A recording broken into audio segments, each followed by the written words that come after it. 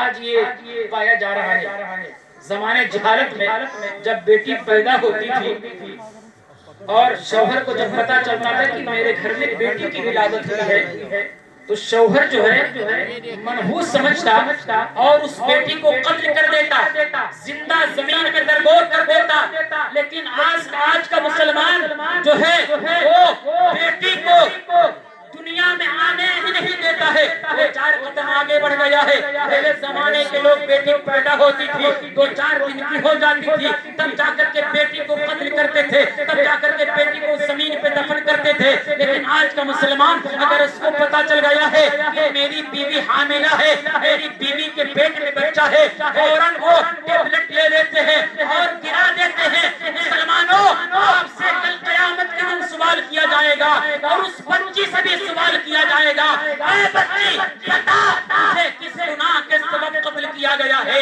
بِأَيِّ ذَنبٍ قُتِلَتْ، بتا تجھے کس گناہ کے سبب قتل کیا گیا ہے؟ تو اللہ نے اس کو حرام کیا ہے قتل کرنے سے، مسلمان اس کو ناحق قتل کرنا یہ بھی انسان کو برباد کر دیتا ہے۔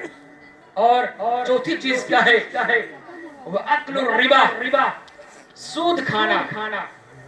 سود یہ بہت بڑا گناہ ہے، جسے کہ جمعہ میں آج میں نے بیان کیا کہ اللہ رب العزت کا اعلان جنگ ہے سود خوروں کے لیے اور ان لوگوں کے لیے جو ولی سے بغض و حسد رکھتے ہیں۔ من عاد لی ولی فقد آذنتہ بالحرب، جس نے میرے کسی ولی بندے سے بغض و حسد کیا اس کے لیے میرا اعلان جنگ ہے، اور جو سود کھاتا ہے اس کے لیے بھی اعلان جنگ ہے۔ اب آپ سمجھ جائیے رب کا اعلان جنگ ہے کہ تم رب کس کے اندر اتنی طاقت ہے جو رب سے لڑائی کر سکے، رب سے جنگ کر سکے، تو برباد ہو جاؤ گے۔ وہ رب جس نے زمین و آسمان کو پیدا کیا ہے، وہ رب جس نے جنت اور دوزخ کو پیدا کیا ہے، وہ رب جس نے پہاڑوں کو پیدا کیا ہے، دریاؤں کو، جھرنوں کو، حیوانات کو، نباتات کو، ساری زمین، ساری کائنات کو جس نے پیدا کیا ہے، کیا مسلمان اس رب سے جنگ کر سکتا ہے؟ تم نہیں کر سکتے ہو، تم جہنم میں جل جاؤ گے، وہاں تم مٹ جاؤ گے، تم کو وہاں ڈال دیا جائے گا۔ سود سے اپنے آپ کو بچاؤ، اولیاء سے، بغض و حسد سے اپنے آپ کو بچاؤ، اولیاء کی محبت، اولیاء سے محبت کرو، اسی میں کامیابی ہے۔ اب سود کے حوالے سے اگر آپ کو مسائل سمجھنا ہے علماء کی بارگاہ میں جائیے کہ کس چیز میں سود نہیں ہے اس کو آپ سمجھیے، پھر وہی تجارت کریے۔ اگر آپ نہیں سمجھیں گے تو رب جب پوچھے گا تو آپ وہاں یہ نہیں کہہ پائیں گے کہ مولا ہم کو معلوم نہیں تھا، نہیں، یہ آپ کا عذر جو ہے یہ قابل قبول نہیں ہوگا، بلکہ آپ کو کہا جائے گا، رب فرمائے گا کہ ہم نے تم کو جوانی دی تھی، ہم نے تم کو پڑھنے کا موقع دیا تھا، تم نے تعلیم کیوں نہیں حاصل کی ہے، تم نے تعلیم کیوں نہیں حاصل کی تھی؟ تمہارا یہ عذر جہالت جو ہے رب کی بارگاہ میں عذر نہیں ہوگا۔ اے مسلمانوں، سود سے اپنے آپ کو بچاؤ۔ اور چھٹی چیز کیا ہے؟ پانچویں چیز وَأَكْلُ مَالِ الْيَتِيمِ، یتیم کے مال کو کھانا۔ یتیم کس کو کہا جاتا ہے؟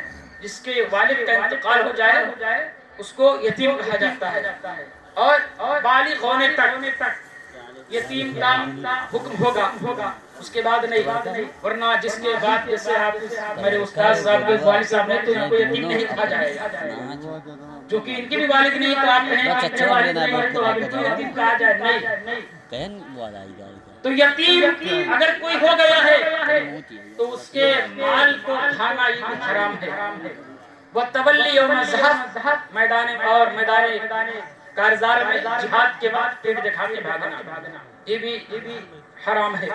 اور آخری بات جو ہے وَقَذْفُ الْمُحْصَنَاتِ الْغَافِلَاتِ مومنہ غافلہ عورتوں پر تہمت لگانا۔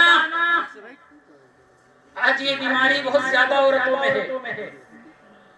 اگر وہ عورت مغرب بعد اگر کہیں گھر سے نکل گئی تو اسی عورت نے دیکھ لیا، فوراً وہ اس کا خیال جاتا ہے کہ وہ کیوں گئی، اس کے ساتھ میں کوئی نہیں ہے، اور الزام تراشی، بدگمانی اور برائی کی طرف تو ویسے تو غافلہ مومنہ عورتوں کو نہیں، بلکہ اگر ایسی عورتیں ہیں جو تھوڑا تیز ترار ہیں، ان عورتوں کو بھی حکم نہیں ہے، ان عورتوں کے بارے میں بھی حکم نہیں ہے کہ انہیں آپ تہمت لگائیں، برائی کے بارے میں، ان کے بارے میں کسی سے بات کریں، نہیں، اس سے اپنے آپ کو بچائیے، اسلام کو سمجھیے اور اسی پر قائم رہیے۔ اللہ رب العزت ہم سب کو نبی پاک صلی اللہ علیہ وسلم سے سچی پکی محبت کرنے کی توفیق عطا فرمائے، اولیاء اللہ سے جڑنے کی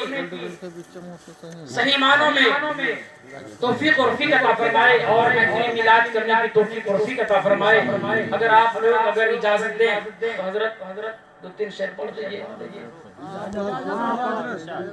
پڑھا جائے کیونکہ وقت کافی ہو گیا ہے اور ٹھنڈی کا موسم ہے۔ اللہ رب العزت ہم سب کو سلامت رکھے، بولنے میں صحابت کسی بھی طریقے سے مستوى استغفار کرتا ہوں، استغفر اللہ ربی من کل ذنب واتوب الیہ، وآخر دعوانا الحمد للہ رب العالمین۔ السلام علیکم۔